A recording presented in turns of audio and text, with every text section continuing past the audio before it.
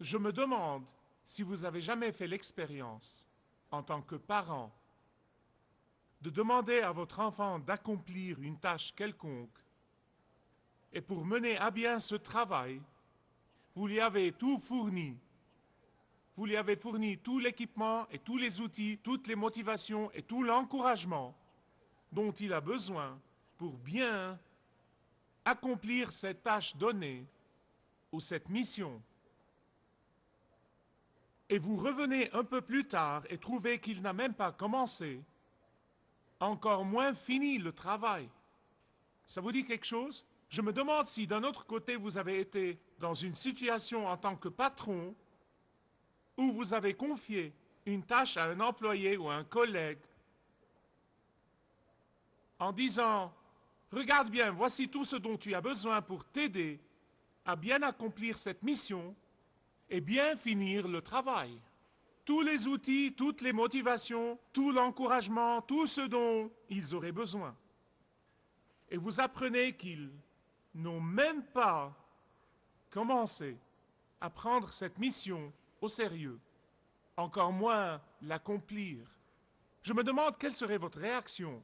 Je me demande ce qu'on éprouve à l'intérieur, qu'on l'exprime verbalement ou non. Qu'est-ce qu'on éprouve? Maintenant, on peut spéculer sur les raisons qu'ils peuvent avancer.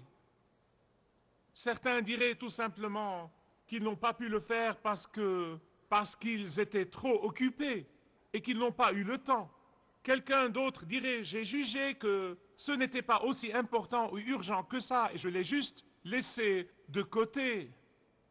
En fait, j'ai estimé que ça ne valait pas toute la peine et l'effort que je pourrais y mettre afin de compléter ce travail. » Un autre encore pourrait dire « Eh bien, j'ai senti que c'était un peu trop pour moi. » Et quelqu'un pourrait dire, je sais que tu m'as donné tous ces outils, que tu m'as donné tous ces équipements et toutes ces choses dont j'aurais besoin, mais je me sentais inadéquat, je ne pourrais pas.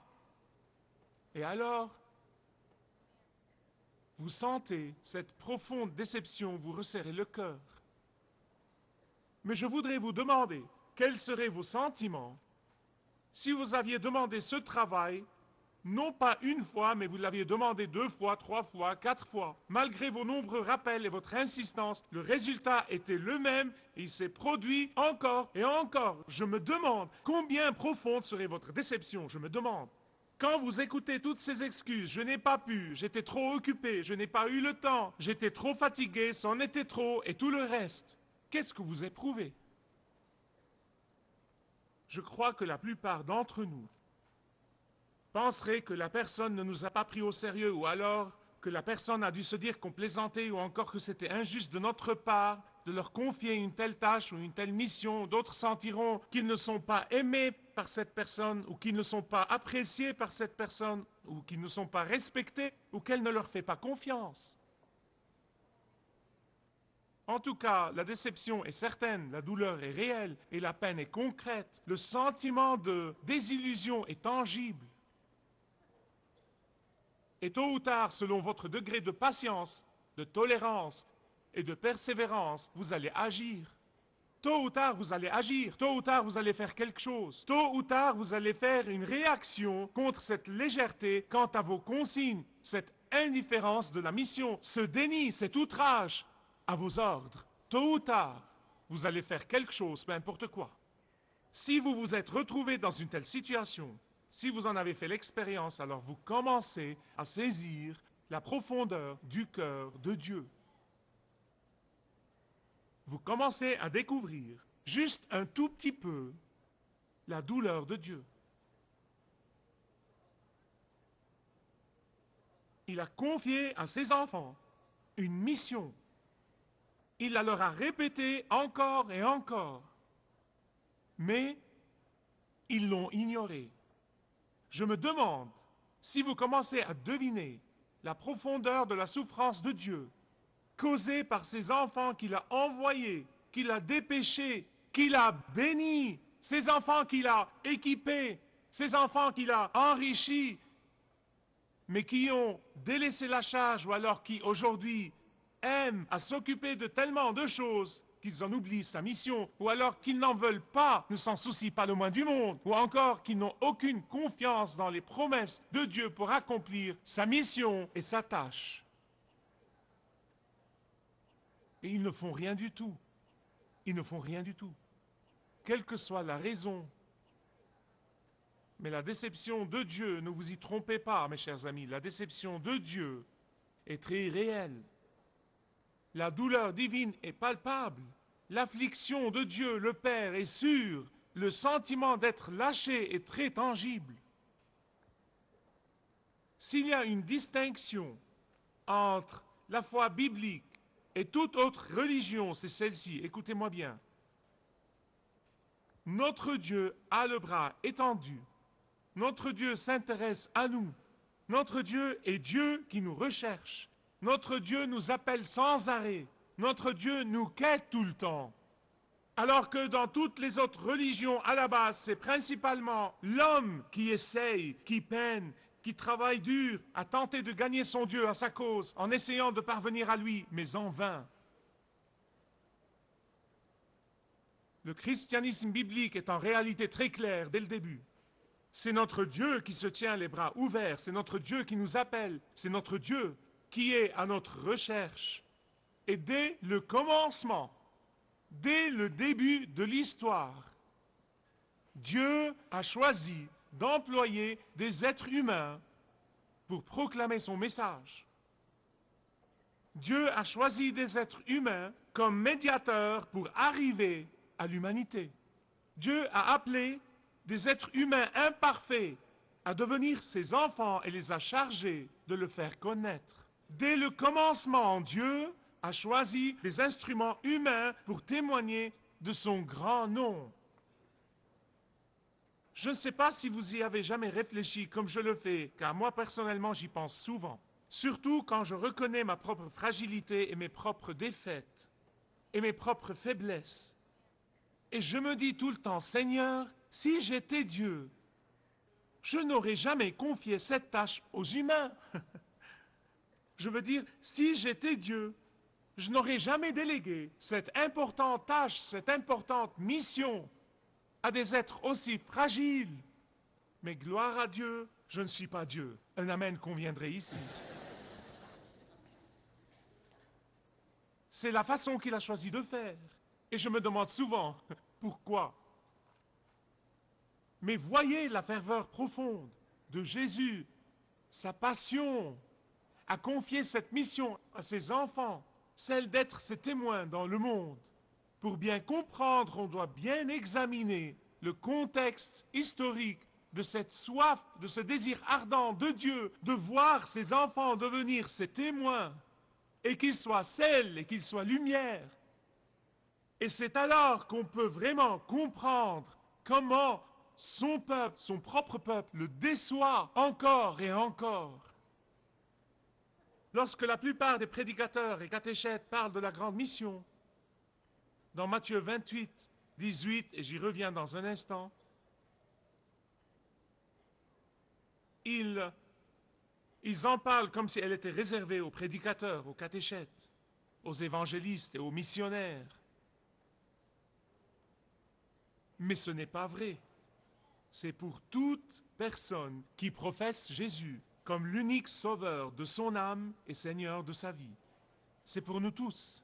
Je reviens sur ce point dans un instant, mais ça m'a fait penser à une histoire qui a eu lieu ici, dans la ville d'Atlanta, et qui m'a rappelé que parfois, quand les gens parlent de la grande mission de l'Église et comment nous tous, chrétiens, dans nos petits regroupements, on parle notre jargon chrétien au point où les gens de l'extérieur se demandent ce qu'on dit. Combien d'entre vous savent ce que c'est que la grande commission? Avez-vous jamais entendu le terme?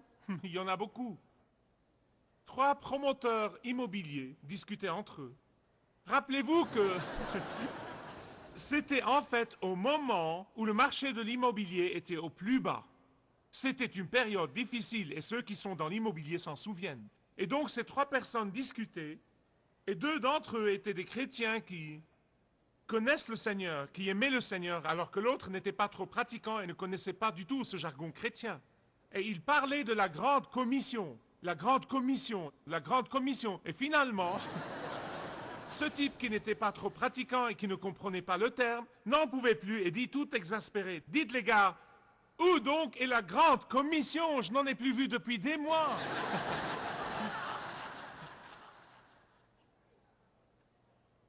Eh bien, quand les chrétiens parlent de la grande commission, ils font allusion à la mission que Jésus a confiée aux 500 croyants sur le mont des Oliviers. C'était là où il les a chargés de multiplier en fait leur nombre en témoignant et en le faisant connaître. Je voudrais vous lire ce passage, et si vous avez votre Bible avec vous, allez s'il vous plaît à Matthieu 28, 18 à 20. Jésus s'approcha d'eux et leur adressa ces paroles. « Tout pouvoir m'a été donné au ciel et sur la terre. Allez donc, faites des disciples de toutes les nations, en les baptisant au nom du Père et du Fils et du Saint-Esprit, leur apprenant à garder tout ce que je vous ai commandé. Et voici, je suis avec vous tous les jours, jusqu'à la fin des temps. » Voici ce que je veux vous dire. La charge de Dieu à tous les disciples n'a pas commencé dans Matthieu 28. Cette responsabilité, qu'on appelle la Grande Commission, n'a pas ses débuts dans Matthieu 28. Savez-vous où elle a commencé? Elle a ses origines dans Genèse, chapitre 12. Quand Dieu s'est révélé à Abraham, il lui a dévoilé son plan pour le monde. Vous savez que ce n'est pas un mystère. Il a dévoilé son plan pour le monde quand il s'est montré à Abraham. Quel est ce plan? Voici ce que Dieu a dit à Abraham. « Abraham, toi et toute ta descendance, vous serez mes témoins dans le monde. » Donc, Abraham et toute sa descendance seront les porte-paroles de Dieu dans le monde. Ils devront faire connaître Dieu au peuple et aux nations. Ils doivent révéler Dieu au monde. Et ainsi, dans le verset 3 du chapitre 12 de la Genèse, voilà ce que Dieu a dit. « Je bénirai ceux qui te béniront et je maudirai ceux qui te maudiront. Et toutes les familles de la terre seront bénies à travers toi. » C'est le dessein divin. Dans un seul verset, c'est le plan de Dieu. Quelle était l'intention de Dieu en bénissant les nations par Abraham? C'est très simple. Il voulait que les nations puissent entendre parler du Dieu d'Abraham, Yahweh, le Dieu d'Abraham et de sa descendance, et qu'ils en viennent à croire en lui et être ainsi bénis. Dieu a confié à Abraham et à sa descendance la mission de faire connaître Yahweh aux nations. Et quand les nations viendront à croire en lui, ils seront bénis. Abraham et sa descendance ont eu pour mission par Dieu d'être les témoins de Yahweh dans le monde. Abraham et sa descendance ont été chargés par Dieu de parler à leurs voisins de lui. Et cela pour que les nations en viennent à croire en lui et qu'ils soient ainsi bénis. C'est le plan de Dieu.